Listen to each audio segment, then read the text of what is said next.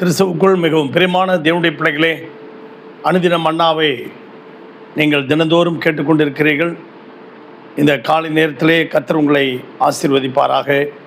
இந்த நாளிலும் தியானத்துக்கு எடுத்துக்கொண்ட வேத வசனம் நியாயாதிபதிகளின் புஸ்தகம் 7ஆம் அதிகாரம் 4வது வசனம். கர்த்தர் கிதியோனை நோக்கி, ஜனங்கள் இன்னும் அதிகம், அவர்களை தண்ணீர் அண்டைக்கு இறங்கி போக பண்ணு, அங்கே அவர்களை பரீட்சித்து காட்டுவேன், அங்கே அவர்களுக்கு பரீட்சை வைப்பேன். கிதியோனுடைய படையில் கிட்டத்தட்ட 32,000 பேர் இருந்தாங்க. இந்த 32,000 பேரில் மீதியானியரை முறியடிக்கிறதுக்கு ஆட்களை செலக்ட் பண்ணுறாங்க. நல்ல அருமையான தேவனுடைய பிள்ளைகளே, அதில் பயமும் திகிலும் உள்ளவங்க ஓடி போயிட்டாங்க. 22,000 பேர் ஓடிட்டாங்க. 10,000 பேர் அழைச்சிட்டு போய் நதி அண்டையில், தண்ணீர் அண்டையில் பரீட்சை வைக்கிறாரு. அதில் கிட்டத்தட்ட 9,700 பேர் ஃபெயில் ஆகிட்டாங்க. 300 பேர் பாஸ் பண்ணுறாங்க. அந்த தண்ணி நாய் போல் நக்கி குடிக்கிறவர்களையும் அவர்கள் வசதியாக குடிக்கிறவர்களையும் தனித்தனியாக பிரித்த பொழுது 300 பேர் செலக்ட் பண்ணுறாங்க. இன்றைக்கு தலைப்பு என்னென்னா, நம்முடைய வாழ்க்கையில் நாம் நினைத்திருக்கிற லக்கை அடைவதற்கு நாம் செய்ய வேண்டிய காரியங்கள் என்ன என்பதை தான் இன்றைக்கு நாம் பார்க்க போகிறோம்.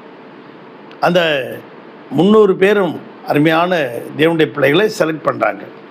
அதே போல் தான் முத்துக்குமரன் என்கின்ற ஒரு பெரிய இன்ஜினியர், அவருடைய வாழ்க்கை வரலாறு, அவர் கடந்து வந்த பாதைகளை அவர் சொல்லுகிறார். ஒருவர் சாட்சியாக சொல்லுகிறார்.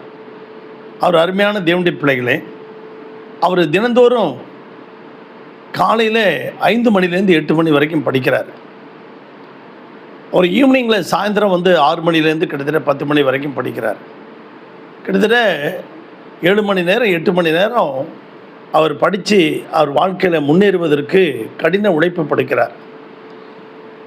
கிட்டத்தட்ட 111 பரீட்சைகள் எழுதியிருக்கிறார். 111 பரீட்சைகள். ஒருத்தர் கேட்குறாரு, என்னப்பா இவ்வளோ பரீட்சை? ஐயோ, ஒவ்வொன்றும் பெரிய படிப்புக்கு போகணும்னா போட்டு பெண்டு எடுத்துடுறானுங்க சார், பரீட்சை வச்சே நம்மளை பெண்டு எடுத்துடுறானுங்க. ஆனாலும் கடினப்பட்டு நான் உழைத்து பரீட்சையில் நான் பாஸ் பண்ணிட்டேன் சார். என்னுடைய நண்பரும் நானும் போட்டி போட்டுக்கிட்டு படிப்போம். என்னுடைய நண்பரும் அவன் ஜேஇ படிச்சுட்டு என்ஐடியில் போய் சேர்ந்தான். நானும் ஜேஇ படிச்சுட்டு நான் ஐஐடியில் சேர்ந்தேன். ஸோ ஐஐடிக்கும் என்ஐடிக்கும் என்னப்பா வித்தியாசம் அப்படின்னு அவர் ஃப்ரெண்டு கேட்குறாரு. அப்போ என்ஐடியில் சார், ஒரு வேலையை, கஷ்டமான வேலையை நம்ம குயிக்காக முடிக்கணும்னா கிட்டத்தட்ட 60 செகண்ட்ஸ் ஆகும். நான் ஐஐடியில் படித்ததுனால 30 செகண்ட்ஸில் அதை பண்ணிவிடுவேன் சார் அப்படிங்கிறான். இன்னும் இதற்கெல்லாம் காரணம் என்ன அப்படின்னு கேட்டபோது, நான் இரவும் பகலுமா படித்தேன், வேறு ஒன்றும் சார், என்னுடைய படிப்பில் நான் எல்லாமே பாஸ் பண்ணதற்கு காரணமே 10th 11th 12th 3 வகுப்புலையும் நான் மீடியா பக்கமே போகல, செல்ஃபோனை கையில் எடுக்கலை சார். நான் செல்ஃபோனை நான் கையில் எடுக்காமல் தான் இதெல்லாம் எனக்கு நான் மேலே படித்து முன்னேறி வருவதற்கு உதவியாக இருந்தது. அருமையான தேவனுடைய பிள்ளைகளே, செல்ஃபோன் நமக்கு கடவுள் கொடுத்த ஒரு வரம். அதை நல்ல முறையில் பயன்படுத்தும் போது, அது ஒழுங்கினமாக பயன்படுத்தணும்னா அதுவே அது நமக்கு சாபமாக மாறி போயிடும். இதை நினைத்து கொண்டு நீங்களும் நானும் வேதாகமத்தை நமக்கு கையில் ஆண்டவர் கொடுத்திருக்கிறார். இந்த வேதாகமத்தில் படித்து தேறின வேதபாரகனாக இருந்த ஒரு மனிதன் தான் எஸ்ரா. அந்த எஸ்ரா தேவன் கேட்டதையெல்லாம் கொடுத்தார் என்று பைபிளில் போட்டிருக்கு.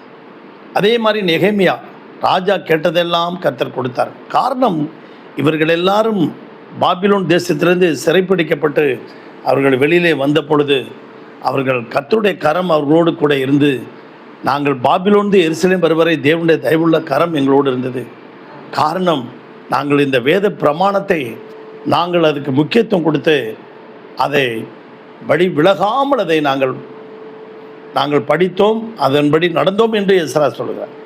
அப்படியாக கிதியோன் படையில் அந்த 10,000 பேருக்கு டெஸ்ட் வச்ச போது அந்த 700 பேர் 7,000 பேர் ஃபெயில் ஆகிட்டாங்க. கிட்டத்தட்ட 10,000 பேரில் 9,700 பேர் ஃபெயில் ஆகிட்டாங்க. 300 பேர் தான் பாஸ் பண்ணாங்க. அந்த 300 பேர் கையில் ஒரு பானையும் ஒரு தீவட்டியும் ஒரு எக்காலத்தையும் கொடுத்தாரு கிதியோன். அருமையான தேவனுடைய பிள்ளைகளே, நான் சொல்லுகிற வண்ணமாக நீங்கள் செய்யுங்க, நீங்கள் மீதியானியரை முறியடிக்கலாம் அப்படின்னு சொன்னார். அவர் சொன்னது மாதிரியே அந்த டீமில் அந்த 300 பேரும் செஞ்சாங்க. அந்த பானையை உடைச்சாங்க, உள்ளே இருக்கிற தீவெட்டியை காமிச்சாங்க, எக்காலத்தை ஊதுனாங்க, எதிரியை முறியடித்தாங்க, லக்கை அடைந்து விட்டார்கள். நீங்களும் நமக்கு வைத்திருக்கிற லக்கை அடைவதற்கு இதை நாம் ஃபாலோ பண்ணோமா? பரலோக பிதாவே, இந்த சத்தத்தை கேட்டுக்கொண்டிருக்க ஒவ்வொரு பிள்ளைகளையும் ஆசீர்வதிக்க முடியாது ஜெபிக்கிறோம். ஒவ்வொரு குடும்பங்களையும் ஆசீர்வதிக்க முடியாது ஜெபிக்கிறோம். ஒவ்வொரு குடும்பத்தையும் கர்த்தர் வேலையடைங்க. இரவும் பகலும் அந்த வேதத்தை தியானம் பண்ண உலக பிரகாரமான மனுஷர்கள் தங்களுக்கு கொடுத்த புத்தகங்களை படித்து மேலே அறிவில் வளர்கிறாங்க. நாங்கள் இந்த வேத புத்தகத்தை படித்து நாங்கள் முன்னேறி உலகத்தை ஜெயிக்க, சாத்தானை ஜெயிக்க, பாவத்தை ஜெயிக்க கிருபை தாரும், ஆசீர்வதி. இயேசுவின் நாமத்தில் பிதாவே, ஆமென். God bless you everybody. Thank you.